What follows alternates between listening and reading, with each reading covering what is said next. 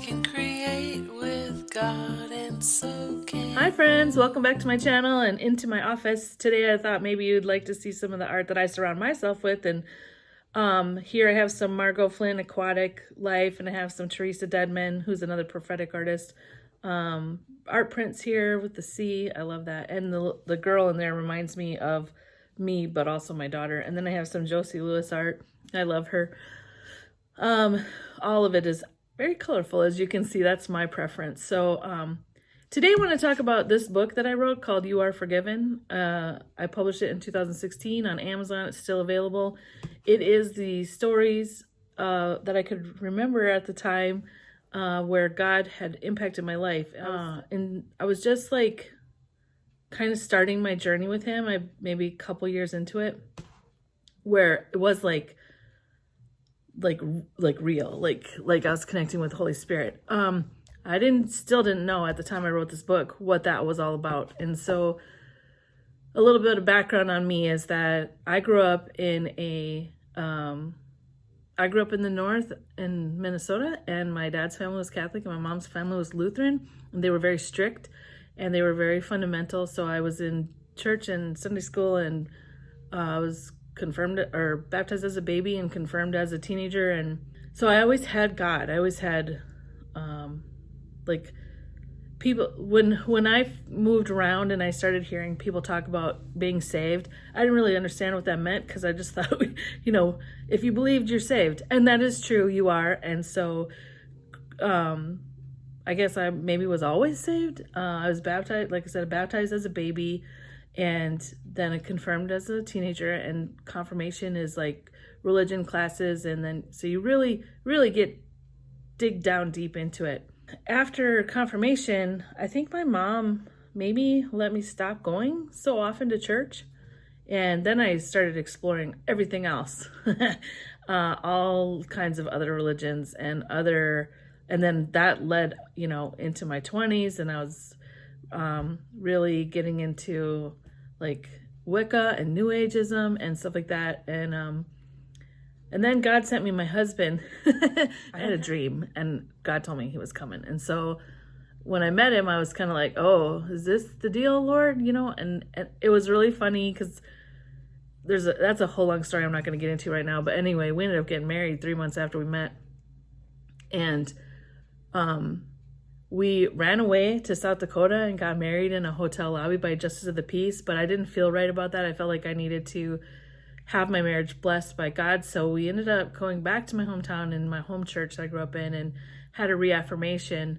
So I felt better about the Lord blessing our marriage, right? Because for me, I believe that marriage is a covenant with you and your husband and the Lord. And it just so happens that on the night of our reaffirmation is when I conceived my daughter. So that was a blessing from God. But anyway, moving on. I'm a military spouse. My husband is in the Air Force, and so we've moved around a ton. And while she was growing up, I started really crocheting, and I was getting really good at it. I did it seriously for like 12 or 13 years. And then as she was getting a little older, both my husband and I decided she needed to go to college. And in order for her to not have any arguments about that, I needed to finish my degree. Well, at one point when we were living in Nebraska, while my husband was in college, because he had his bachelor's degree before I did, I decided to take a children's literature course. I decided, okay? And it's so funny, because I look back now and I'm like, this was all God led, and I didn't even realize it. So I ended up getting a diploma from the Institute of Children's Literature. It was a mail-in course, and but it was a good one. Like, I had serious critiques on my work and stuff, so that was really good. And then when I went back to college, I was doing all these art programs, and I decided that I really loved literature and English literature. And so I ended up adding a minor, which was 9 more classes, and it took me longer to get to graduate. But that is one reason why, if you hear me quoting the King James Bible, it's because I love it. I love old English literature, and I can understand it. And there's something to me about reverence towards God that other versions don't have. But that doesn't matter.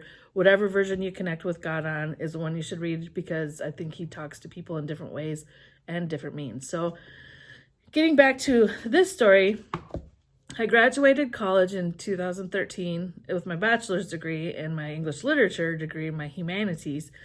And of course, I took a lot of art classes because I always loved art.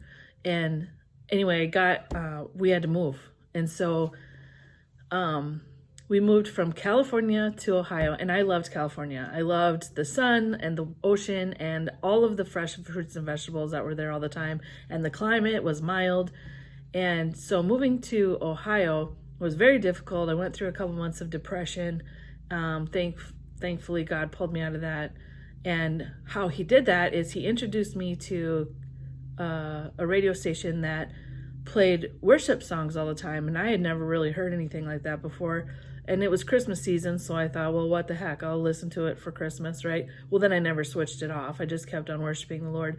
And during that time, he had me start writing stories of when God connected with me through my life. And so I got to really look back and honor him that way. And so I wrote after the new year, I began writing. And so he had me writing it in short story form.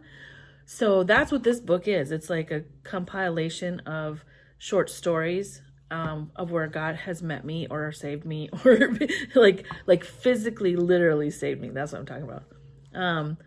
And so it was very crazy because I wrote consistently from January until the middle of March. And then it was like there was an invisible force field in front of my computer, and I quit. I did not touch that computer again for a year and a half. And in the meantime, I decided, I was doing this crochet. I'm going to have a crochet business. So I opened an Etsy shop and I started selling, and I was doing pretty good with it, starting to sell internationally even in 2015. And he was like, okay, it's time to publish the book. And I was like, what? Yeah, time to close the business and write. You're on this journey for writing. I've let you play along enough now. It was so crazy because I really feel like the enemy blocked me, and I don't know what that was about, because I don't really believe in writer's block, but it was crazy. It was like if I tried to go near my computer, I just felt like such crazy dissonance. I couldn't connect with it. So I started my website, which is still active today, deannepaul.com. I started a WordPress site, which was a blog, and I was writing poetry, and I was in poetry groups and writing groups, and I ended up joining like 5 writing groups in Ohio and connecting with so many people, and it was so fun and great. It took me about 6 months to finish the stories and to edit the book and have beta readers read the book and make my cover and do all the things.